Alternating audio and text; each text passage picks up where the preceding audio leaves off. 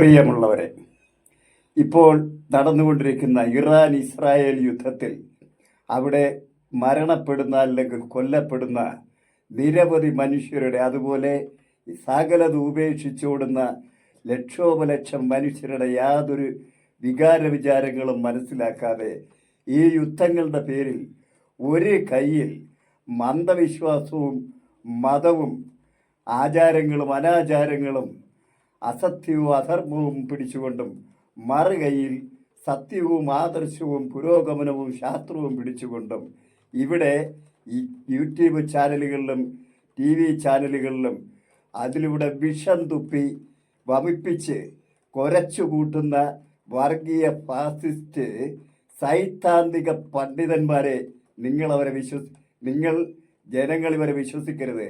ഇവർ വഞ്ചകന്മാരാണ്, വർഗവഞ്ചകര്.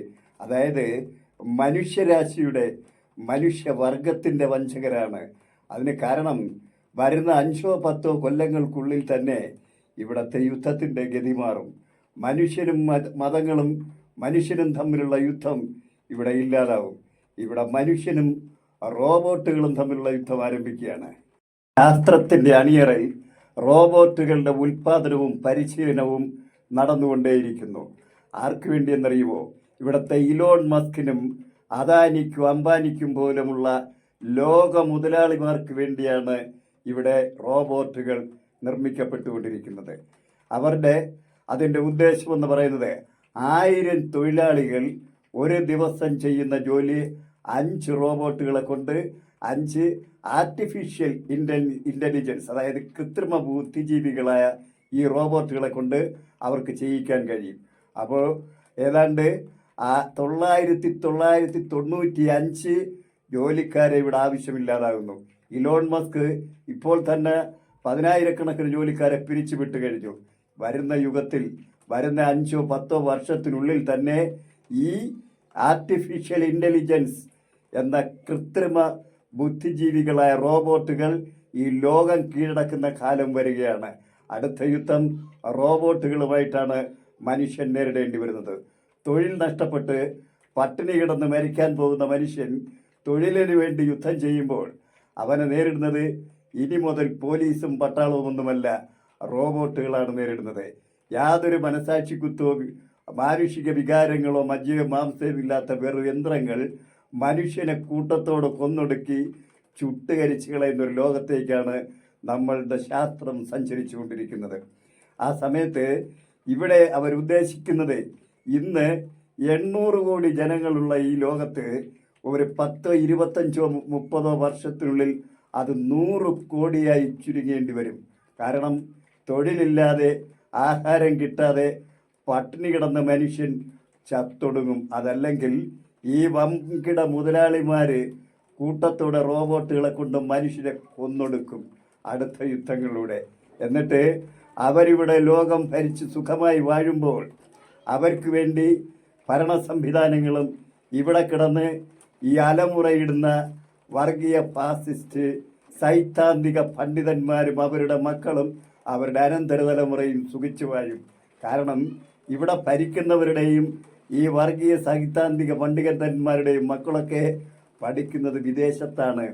അവിടെ കാനഡയിലും ജർമ്മനിയിലും ബ്രിട്ടനിലും അമേരിക്കയിലുമൊക്കെ അവർ ടെക്നോളജി പഠിച്ച് വിദഗ്ധ ശാസ്ത്രജ്ഞന്മാരും വിദഗ്ധന്മാരുമായി തീർന്ന് അവരിവിടെ സുഖിച്ച് ജീവിക്കുമ്പോൾ ഇവിടെ മതത്തിൻ്റെ പേരിൽ ഇവിടെ അമ്പലങ്ങളുണ്ടാക്കിയും പള്ളികളുണ്ടാക്കിയും അന്ധവിശ്വാസം വർദ്ധിപ്പിച്ചും മക്കളെയൊക്കെ മതപഠനത്തിന് വിട്ട് മദ്രസകളിലും വേദപഠനത്തിനും വിട്ട് മതം പഠിപ്പിച്ച് സ്വർഗവും നരകവും അതുപോലെ തന്നെ വിട്ടിക്കഥകളെല്ലാം ദൈവങ്ങളും മതങ്ങളും വിട്ടിക്കഥകളെല്ലാം പഠിപ്പിച്ച് ജ്യോത്സ്യന്മാരും മന്ത്രവാദികളും ലോകം ഇവിടെ ഇന്ത്യയെ നയിക്കുന്ന ഈ പ്രാകൃത യുഗത്തിൽ നമുക്ക് മോചനമുണ്ടാവില്ല.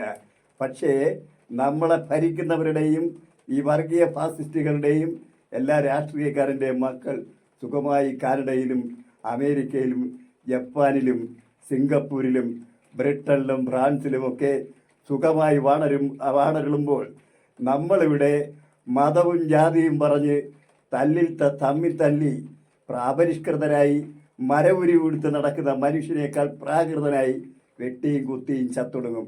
അതിനുവേണ്ടിയാണ് ഇവിടുത്തെ വർഗീയ ഫാസിസ്റ്റ് സൈദ്ധാന്തിക പണ്ഡിതന്മാർ ഒരു കൈയിൽ അനാചാരവും അന്ധവിശ്വാസങ്ങളും അതുപോലെ മറു കൈയിൽ ശാസ്ത്രവും പുരോഗമനവുമായി നിങ്ങളെ വഞ്ചിച്ചുകൊണ്ടേയിരിക്കുന്നത്.